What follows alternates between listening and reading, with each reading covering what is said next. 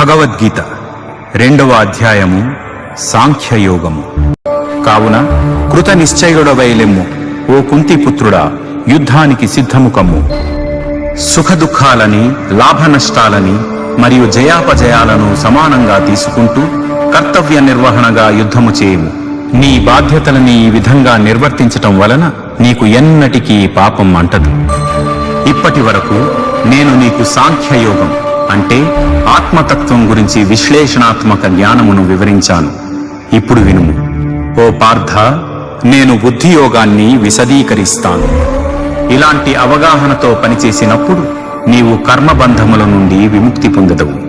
ఈ దృక్పథంతో పనిచేసినప్పుడు ఎలాంటి నష్టము కాని, వ్యతిరేక ఫలితములు కాని కలగవు. కొద్దిగా సాధన చేసినా అది మనల్ని పెద్ద ప్రమాదం నుండి కాపాడును. ఓ కురువంశజుడా, ఈ దారిలో ఉన్న వారి బుద్ధి దృఢంగా, స్థిరంగా ఉంటుంది మరియు వారి లక్ష్యము ఒక్కటే. కాని దృఢ సంకల్పం లేని వారి బుద్ధి పరిపరి విధములుగా ఉంటుంది. పరిమితమైన అవగాహన కలవారు స్వర్గలోక ప్రాప్తి కోసం డాంభికమైన కర్మకాండలను ప్రతిపాదించే వేదాల్లో చెప్పబడిన సమ్మోహపరిచే మాటలకు ఆకర్షితులవుతారు మరియు అందులో ఇంకా ఏమీ ఉన్నత స్థాయి ఉపదేశం లేదనుకుంటారు. తమకు ఇంద్రియ సుఖాలని ప్రాప్తింపజేసే వేదాల్లోని ఆయా భాగాలని ప్రశంసిస్తారు మరియు ఉన్నత జన్మ, ఐశ్వర్యం, ఇంద్రియ భోగాలు మరియు స్వర్గలోక ప్రాప్తి కోసం ఆడంబరమైన కర్మకాండలు చేస్తుంటారు. ప్రాపంచిక భోగాలు, సుఖాల పట్ల మనస్సు మిక్కిలి మమకారాసక్తితో ఉండి మరియు వారి బుద్ధులు ఇటువంటి వాటిచే చిత్తభ్రాంతికి లోనై వారు భగవత్ప్రాప్తి పథంలో సాఫల్యానికి కావలసిన దృఢ సంకల్పాన్ని కలిగి ఉండలేరు. ఓ అర్జున, వేదములు భౌతిక ప్రకృతి యొక్క త్రిగుణాత్మకమైన విషయ సంబంధమై వివరించును. నీవు ఈ త్రిగుణములకు అతీతంగా శుద్ధ ఆధ్యాత్మిక చైతన్య స్థితిలో ఉండుము. ద్వంద్వముల నుండి విడివడి నిత్యము పరమసత్యంలో స్థితమై ఉండి మరియు భౌతిక లాభాలు, భద్రతల గురించి పట్టించుకోకుండా ఆత్మభావన యందే స్థితుడవై ఉండుము. ఒక చిన్న నీటి బావితో తీరే అన్ని ప్రయోజనాలు సహజంగానే ఒక పెద్ద నీటి కొలనుతో తీరుతాయి. అదే ప్రకారంగా పరమసత్యాన్ని ఎరిగి భగవత్ప్రాప్తి నొందిన వ్యక్తి అన్ని వేదముల లక్ష్యాన్ని నెరవేర్చినట్టే. శాస్త్రవిహిత కర్తవ్య కర్మను ఆచరించుట యందే నీకు అధికారము కలదు, కాని ఆ కర్మఫలములపైన నీకు హక్కు లేదు.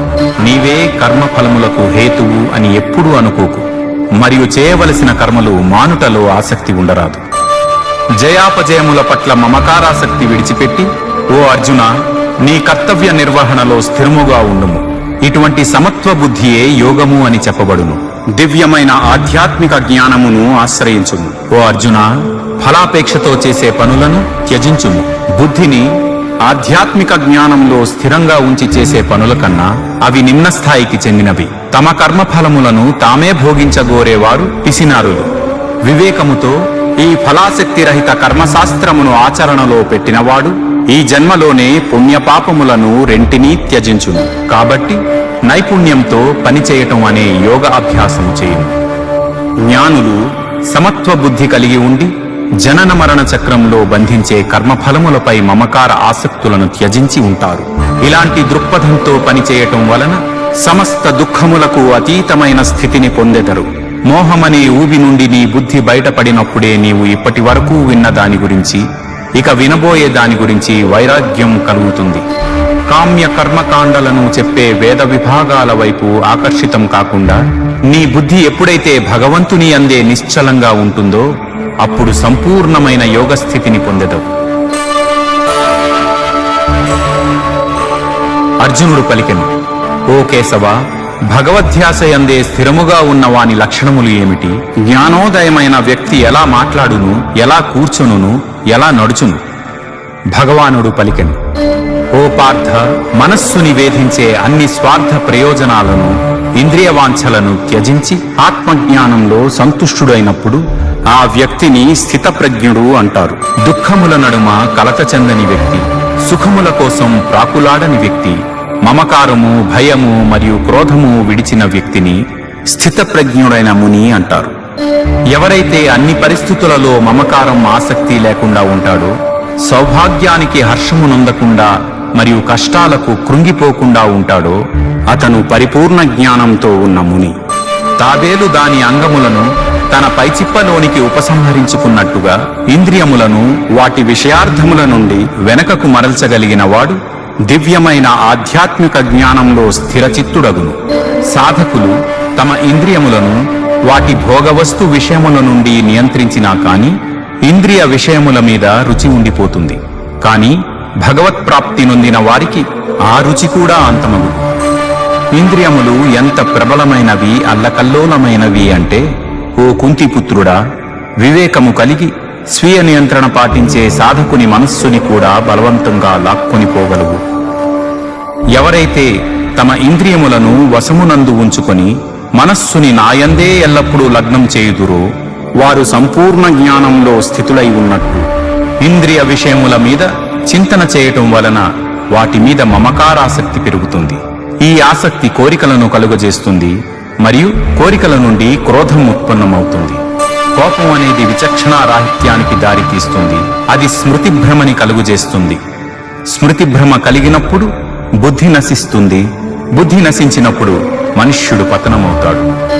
ఇంద్రియ వస్తు విషయములను వాడేటప్పుడు కూడా మనస్సుని నియంత్రించిన వాడై మమకార ద్వేషరహితంగా ఉన్నవాడు భగవంతుని కృపకు పాత్రుడగును. భగవత్కృప ద్వారా అన్ని దుఃఖాలు తొలగిపోయే పరమశాంతి లభిస్తుంది. మరియు అలా ప్రసన్న చిత్తంతో ఉన్న వ్యక్తి యొక్క బుద్ధి శీఘ్రముగానే భగవంతుని యందు స్థిరముగా నిలుస్తుంది.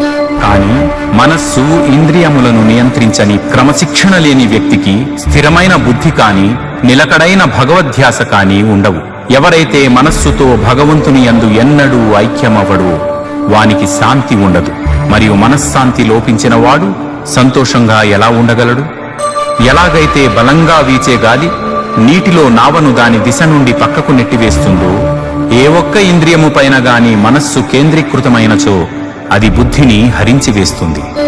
కాబట్టి ఓ అర్జున, శక్తివంతమైన బాహువులు కలవాడా, ఇంద్రియములను ఇంద్రియ విషయముల నుండి పూర్తిగా నిగ్రహించిన వ్యక్తి ఆధ్యాత్మిక జ్ఞానంలో స్థిరముగా ఉండును. అన్ని ప్రాణులు దేన్నైతే పగలు అనుకుంటాయో అది పండితునికి అజ్ఞానపు రాత్రి. మరియు అన్ని ప్రాణులకు ఏది రాత్రియో అది అంతర్ముఖులైన జ్ఞానులకు పగలు. ఎన్నో నదులు తనలో నిత్యం కలుస్తున్నా ఎలాగైతే సముద్రం నిశ్చలంగా ప్రశాంతంగా ఉంటుందో అదేవిధంగా ఎన్నో వాంఛనీయ వస్తువులు తన చుట్టూ వస్తూనే ఉన్నా చలించని యోగి శాంతిని పొందుతాడు. కోరికలను సంతృప్తిపరుచుకోవటానికే కృషి చేసే వ్యక్తి ఇది పొందడు. ఎవరైతే అన్ని ప్రాపంచిక కోరికలను త్యజించి మరియు అత్యాశ లేకుండా నేను నాది అన్న భావన లేకుండా మరియు అహంకార రహితముగా ఉంటాడో అలాంటి వానికి పరిపూర్ణమైన ప్రశాంతత లభిస్తుంది. ఓ పార్థ, జ్ఞానోదయం కలిగిన జీవాత్మ స్థితి ఎలా ఉంటుందంటే, ఒకసారి జ్ఞానోదయం కలిగిన తర్వాత ఇక మళ్లీ అది మాయలో పడదు. మరణ సమయంలో కూడా ఈ వివేకంతో స్థిరంగా ఉన్న ఇటువంటి వ్యక్తి జనన మరణ చక్రం నుండి విముక్తి పొంది ఆ భగవంతుని దివ్యధామానికి చేరుకుంటాడు. ఇది ఉపనిషత్తుల సారాంశము, బ్రహ్మ విద్య, యోగశాస్త్రము, శ్రీకృష్ణార్జున సంవాదము అయిన శ్రీమద్ భగవద్గీతలోని సాంఖ్యయోగము అను 2వ అధ్యాయం. ఎక్కడైనా అక్షరదోషమైన భావదోషమైన దొర్లి ఉంటే అవి మానవ సహజ దోషములుగా పెద్ద మనసుతో మన్నించి ఈ ప్రయత్నానికి ఆశీర్వదిస్తారని కోరుకుంటున్నాను. ఈ తెలుగు అనువాదం శ్రీ స్వామి ముకుందానంద వారు రచించిన భగవద్గీత నుంచి తీసుకోవటం జరిగింది.